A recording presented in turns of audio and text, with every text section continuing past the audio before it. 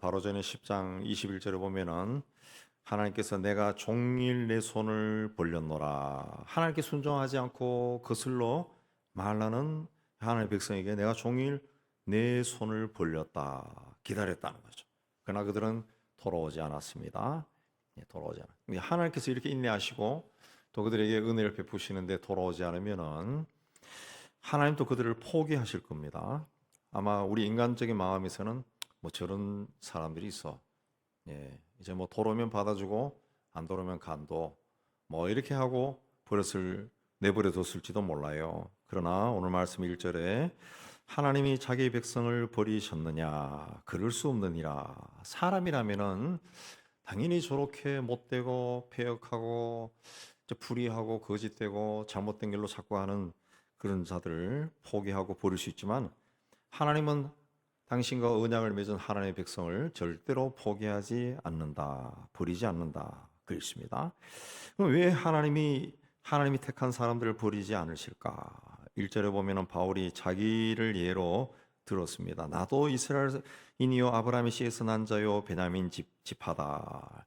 아브라함의 씨에서 난 자다. 하나님이 택한 백성이라는 거죠. 베냐민 지파다. 이스라엘 왕 사울을 배출하고 유다 지파와 함께 BC 580년 바빌론에 멸망할 때까지 나라를 지도해온 뼈대 있는 가문이다. 그겁니다. 나도 이 나라와 이 민족을 위해서는 옛날부터 뼈대 있는 집안이다. 그걸 주장한 겁니다. 근데 바울이 어떻게 했습니까? 예수를 믿는 사람들을 이단으로 여겼어요.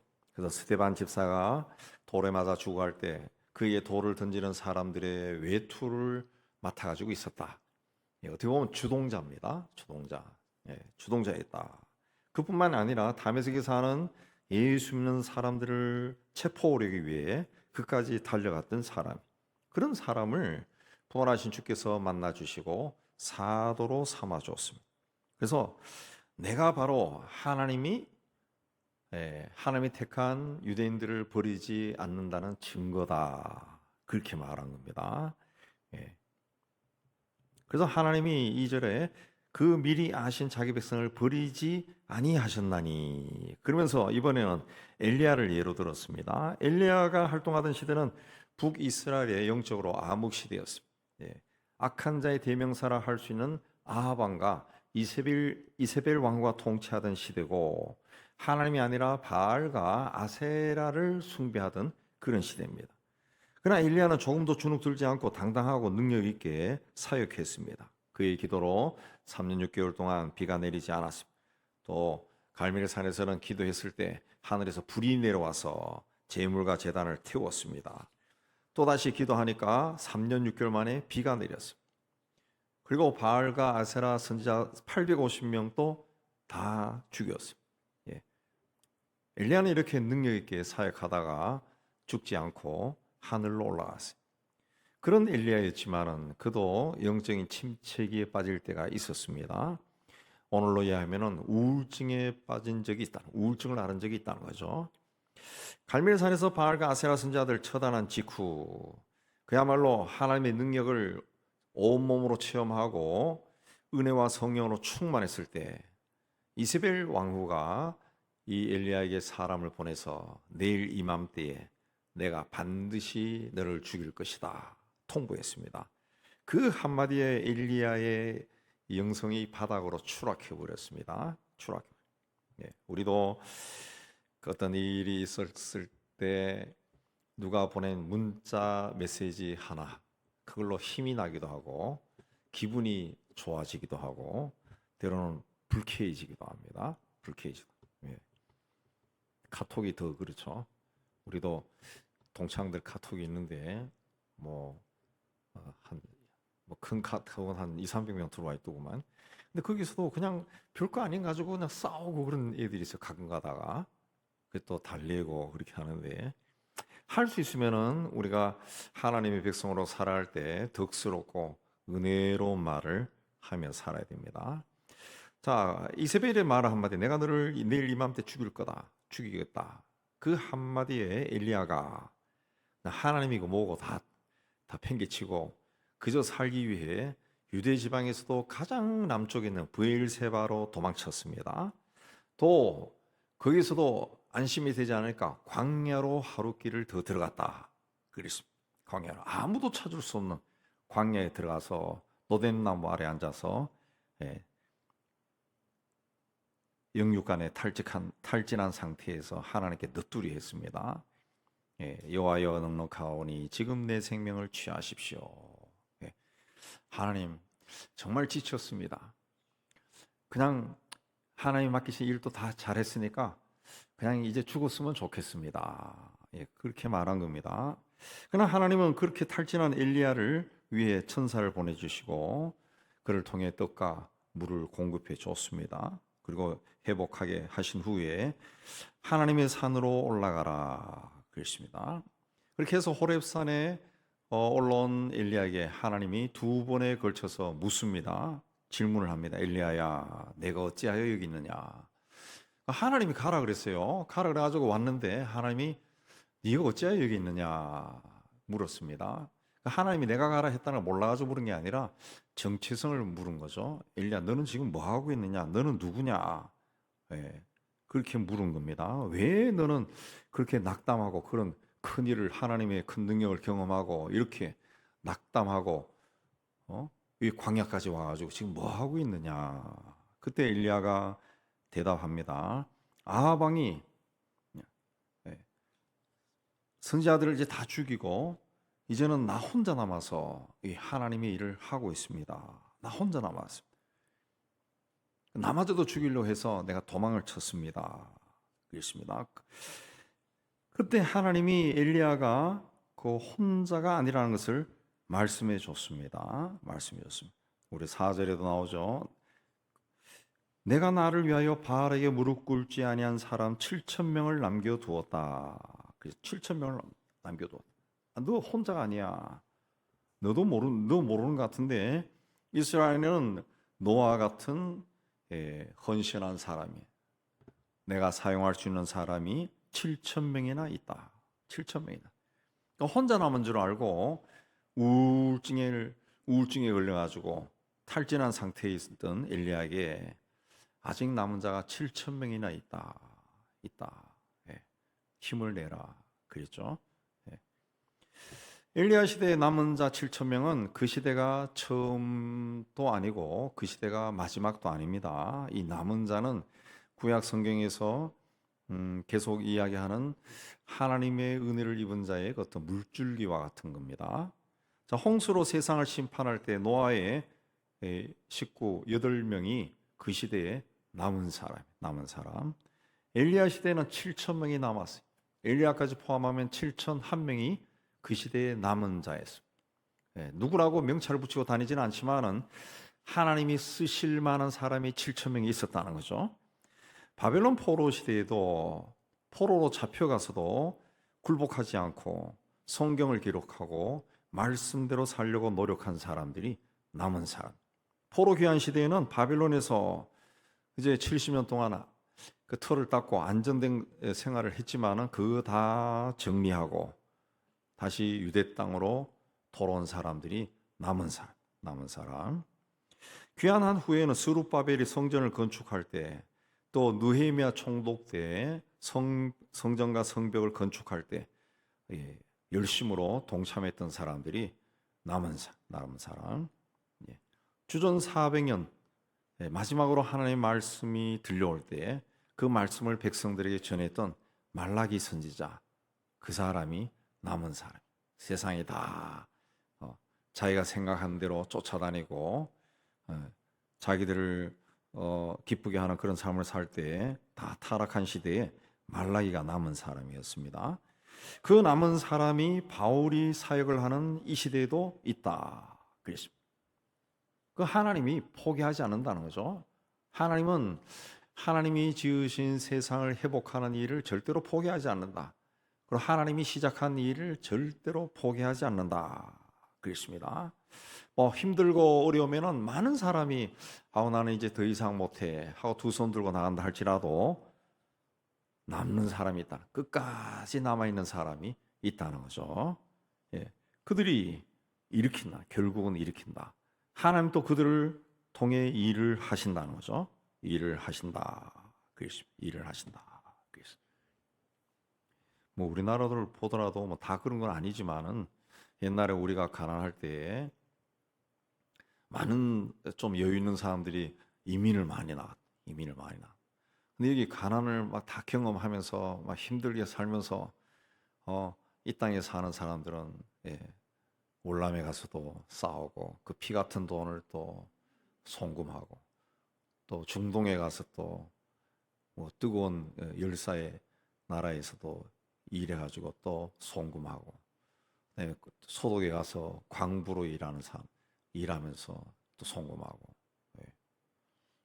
저는 실제로 뭐 여러분도 경험했지만은 전쟁에 나갔던 사람 우리 형이 전쟁에 나갔었고 또 우리 아저씨가 중동에 나가서 일했었고 영국에서 공부할 때 그 독일에서 광부로 일했던 사람하고 간호사로 나갔던 사람들이 영국으로 이주해가지고 사는 사람들이 있어서 그들하고도 한번 교제도 해봤고 해봤고 그들이 이제 고생하면서 보낸 돈으로 이 땅에 있는 사람들은 또 열심히 일하고 해서 결국 나라를 일으켰죠.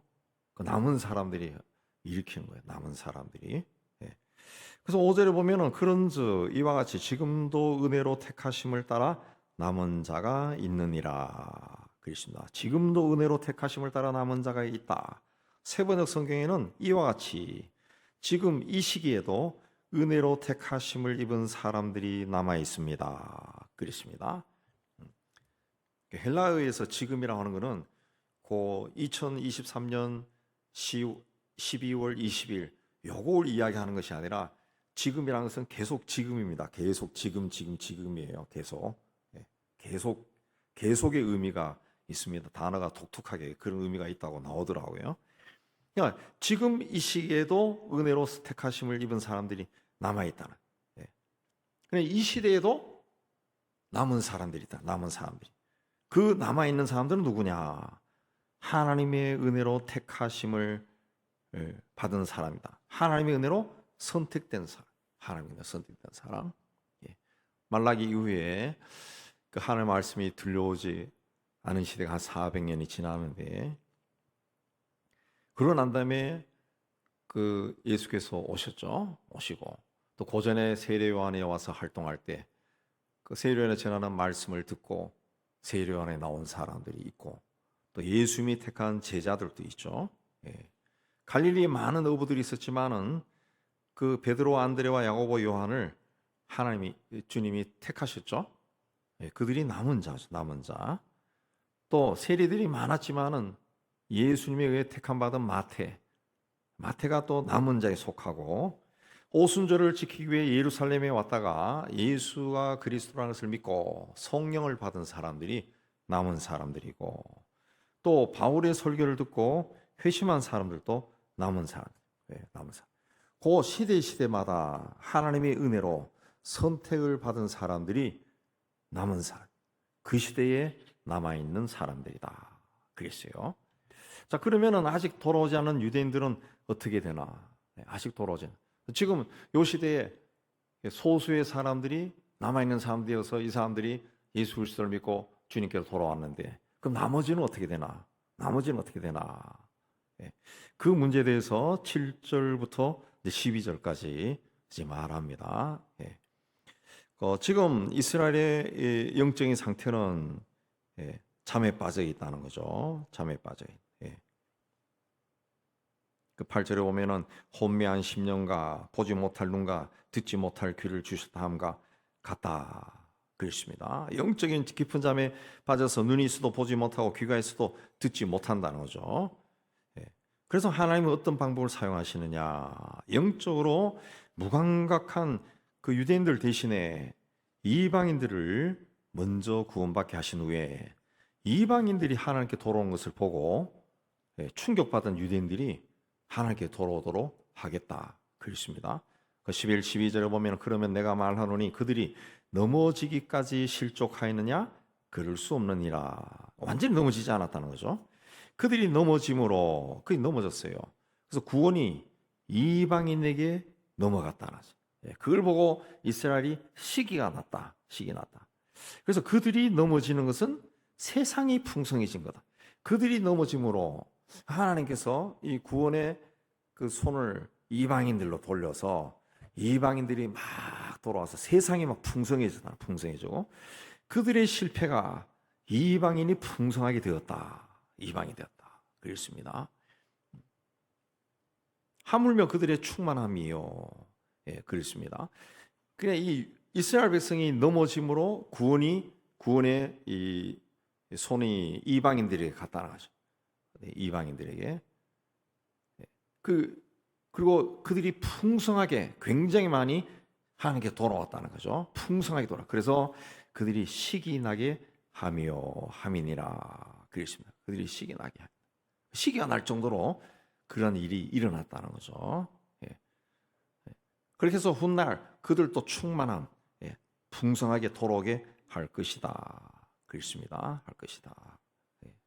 그래서 바울이 이걸 깨달은 거죠. 그래서 그 유대인들이 구원받도록 하기 위해서는 은혜로 택함을 받은 남은 자 5절에 우리가 할 일이 있다.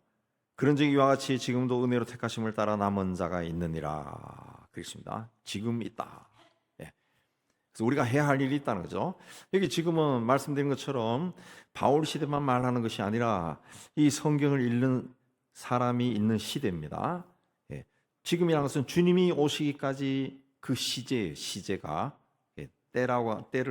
때가 이제 계속 현재 계속형. 이 문제가 이 구원의 문제가 해결되는 그날까지가 이 지금이라는 거죠. 그리고 이방인의 그 충만한 수가 예수를 믿고 아주 풍성하게 세상이 풍성할 정도로 예수를 믿고 그리고 유대인들도 충만함에 이르게 되는 그날까지 모든 그리스도인들이 남은 자, 모든 그리스도인들이 남은 자다. 그렇습니다. 남은 자다. 그래서 오늘날 세계 기독교인들의 숫자가 엄청나지 않습니까? 그걸 이제 보고 또 유대 땅에 들어가서 이스라엘 땅에 들어가서 복음을 전하는 개신교인, 기독교인들도 엄청나게 많다고요. 이제 그걸 보고 우리 선교사를 이야기 드리면은 유대인들 가운데도 돌아온 사람들이 있다는 거죠. 옛날에 자기가 20몇 년 전에 처음 갔을 때는 그야말로 찾아보기 힘들 정도로 수십 명이 있는데 지금은 몇만 명 정도가 예수를 믿는다, 그리스도를 믿는다는 거죠. 그들이 메시아니 크리스찬이라 그러죠. 그 세계의 복음이 전파되는 과정을 보면은 유대인들이 믿지 않아서 그 이스라엘을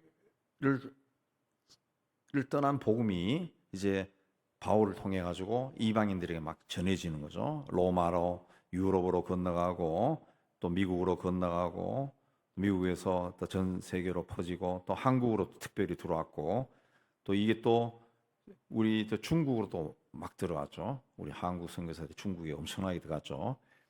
그다음에 이제 막 추방당하고 그러지만은 다시 중앙아시아 쪽으로 막 흘러들어. 중앙아시아로 들어가죠. 실크로드를 타고 계속 흘러가고 있죠. 인도와 파키스탄 또 이란 계속 들어가고 있습니다. 흘러가고 있습니다. 그리고 복음을 받아들이지 않은 이스라엘에게 들어가서도 복음을 전하고 있다는 거죠.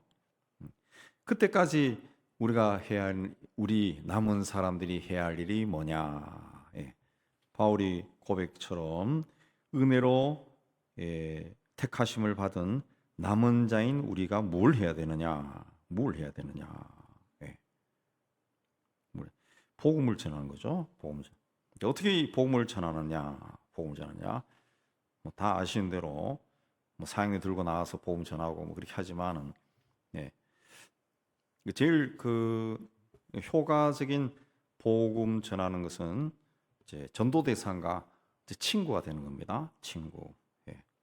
이제는 그 우리 중국도 마찬가지고 러시아도 그러고 아랍 세계도 그러고 그냥 거리에 나가서 모르는 사람에게 복음을 전할 수가 없어요. 불가능한 시대가 되어 있습니다. 불가능한 시대. 불가능합니다. 우리 아델라 목사 카자흐스탄의 아델라 목사님이 계속 편지에 오면 그 이야기 많이 한다. 많이. 복음을 못 전하는 거예요. 그 뭐 하냐? 친구가 되는 거예요. 친구. 자기가 알고 있는 믿지 않는 사람과 더 친해지는 거죠. 불신자와 더 친해지고. 그렇게 해서 구제 활동을 하고 구호 활동을 하고 가난한 사람들 돌봐주고 그리고 자꾸 친구가 되는 거죠. 예. 친구가 된다. 그 다음에 본이 돼야 됩니다. 본이 돼야 됩니다. 예. 본이 그 봉사와 헌신의 본. 그래도 그 도움을 주는 사람의 말을 듣죠. 도움을 주는 사람. 예. 그러니까 우리가 할 수 있는 대로 우리 베푸는 손이 돼야 돼요. 예. 베푸는 손. 이게 우리끼리가 아니라 우리 그 그리스도 공동체에 들어오지 않은 사람들을 향해 좀 이렇게 베품에 나가야 됩니다. 나가 베푸는 손이 되고 친절하고. 우리 다 아파트 문화에 사는 사람들은 아파트 관리인이나 뭐 그런 사람들도 하나의 전도의 대상이죠. 그 친절하게 하면은 다 경험하시겠지만은 굉장히 고마워하죠. 그 사람들이 굉장히 고마워하고 마음이 열립니다. 마음이 열리고. 예. 그다음에 그 모든 일을 그 사랑으로 해야 됩니다. 사랑으로. 예. 예수의 마음으로 해야 됩니다. 예수의 마음으로. 제가 이전에도 말씀드렸지만 간디가 인도에서 간디 시대에 사역했던 스탠리 존스 선교사에게 그 인도인에게 어떻게 복음을 전하느냐. 그 영국 사람처럼 하면 안 된다는 거죠. 영국 사람들은 막 때렸죠. 때리고. 그런가 하면 예수처럼 행동하라는 거죠. 예수처럼 하라. 예. 그리고 모든 것을 사랑으로 하라는 거죠. 사랑. 예. 근데 그리스도인이라고 말하면서 기독교인이라고 말하면서도 사랑이 없다는 거죠. 사랑이. 너희들은 기독교인이라고 이야기하는데 영국인들이 이 나라에 와서 한 짓을 봐라. 그게 뭐냐 그게. 그냥 사랑으로 하면은 아무 말 안 해도 사람들이 당신들이 믿는 그 신을 찾아갈 거다는 거죠. 나도 어떻게 하면은 당신처럼 살고 싶어요. 어떻게 하면은 그렇게 살 수 있을까요? 나는 주님께 순종하는 삶을 삽니다. 그게 마음이 열리죠. 마음이 열리죠. 예. 바울은 이스라엘 백성이 이방인의 구원을 보고 그리스도를 믿고 구원받을 수 있다는 것을 믿었습니다. 그래서 성경에 기록을 한 거죠. 그래서 이 사람은 자기 동족인 이스라엘이 구원받도록 하기 위해서 이방인들에게 더 열심히 전도를 한 겁니다. 더 열심히. 그 동족을 사랑하는 마음이 있었던 거죠. 예. 내가 죽더라도 우리 민족이 구원을 받았으면 좋겠어. 나는 이제 예수가 누군지 알기 때문에 죽어도 하나님 앞에 가지만은 이 모르는 사람들은 어디로 갈 거냐. 그래서 이방인들에게 더 열심히 전도를 했다는 거죠. 예. 그래서 이방인들이 예수를 믿고 잘 돼야 자기 그 하나님의 축복을 받아야 자기 백성들이 막 그 좀 쇼크를 받고 돌아올 것이기 때문에 그 이방인들 전도를 위해서 복을 받도록 하기 위해서 열심히 일했다는 거죠. 열심히 일했다. 우리는 이 시대에 하나님의 은혜로 선택을 받은 사람입니다. 이거를 5절에서는 남은 사람이다. 남은 사람. 하나님이 남겨둔 사람. 여러분들이 이 지역에서 어떤 복음 사역을 위해서 남겨둔 사람. 이 은영교회라고 하는 공동체 안에 남겨둔 사람이야. 나는 남은 사람. 하나님이 쓰기 위해 남겨둔 사람이죠. 남겨둔 사람. 그냥 하나님의 일을 해야 된다는 거죠. 하나님의 일을 절대로 부담스럽게 해서는 안 됩니다. 기쁨으로 해야 되는데 기쁨으로 하기 위해서는 어떻게 해야 되느냐? 성령 충만을 항상 구하시면 됩니다. 성령으로 충만해지면은 내가 하는 일이 기쁨으로 감당할 수가 있어요. 근데 내 힘으로 하려고 하면은 하다가 시험에 들죠. 성령 하나님으로 충만하게 될 때 하나님의 일이니까 하나님의 일을 기쁨으로 할 수가 있습니다. 자, 우리는 하나님의 은혜로 택하심, 지금 이 시대에 하나님의 은혜로 택하심을 받은 남은 사람. 굉장히 복을 받은 사람이죠. 남은 사람. 그러니까 우리에게 주어진 그 일을 우리가 해야 돼. 우리가 해야 돼. 여러분의 친구들도 있을 것이고 여러분의 학교 동창들도 있을 것이고 예, 이웃도 있을 것이고 예. 어쨌든 우리는 어느 분야에 가더라도 어느 공동체에 가더라도 거기에서 하나님이 은혜로 택한 남은 사람은 니만 구원받아라 이게 아니라 남은 사람은 하나님이 쓰는 사람이다. 예, 쓰는 사람. 예. 내가 보이지 않은 곳에서도 그 남은 사람들이 일하고 있다. 그래서 내가 그런 사람이다. 그 생각하시고 기왕이면 우리의 삶이 언제 끝날지 모릅니다. 요즘은 뭐 각종 공해와 뭐 등등으로 인해 가지고 잠자다가 세상 떠난 사람도 있고 식사하다가 또 쓰러진 사람도 있고 뭐 언제 갈지 몰라요. 알 수 없습니다. 그러니까 남은 자로서 우리가 충성스럽게 일하면은 예, 하나님이 우리를 통해서 계획하신 일들이 이루어질 겁니다. 아우, 내가 너를 통해서 하고 싶은 일이 참 많았는데 너 아무것도 안 하더라. 그래서 아무것도 못했어. 라고 우리가 나중에 천국 문을 열고 들어갔을 때 주님이 그렇게 말한다면은 얼마나 부끄럽겠어요. 그때는 회복할 수가 없어요. 회복할 수가 없어요. 회복할 수. 뭐 전도라 하는 것을 너무 부담 가지지 말고 아직은 믿지 않는 사람들의 친구가 되어주고 그들에게 작은 도움을 주고 친절하게 대하고 예, 그렇게 하면은 하나님이 우리를 통해 예, 내가 아무 말 안 해도 나를 통해 그 사람의 마음을 움직이고 그 사람에게 하나님의 영이 들어가서 하나님의 계획을 뜻을 이룰 겁니다. 이 귀한 일에 쓰임받는 여러분 되시기를 주의 이름으로 축복합니다.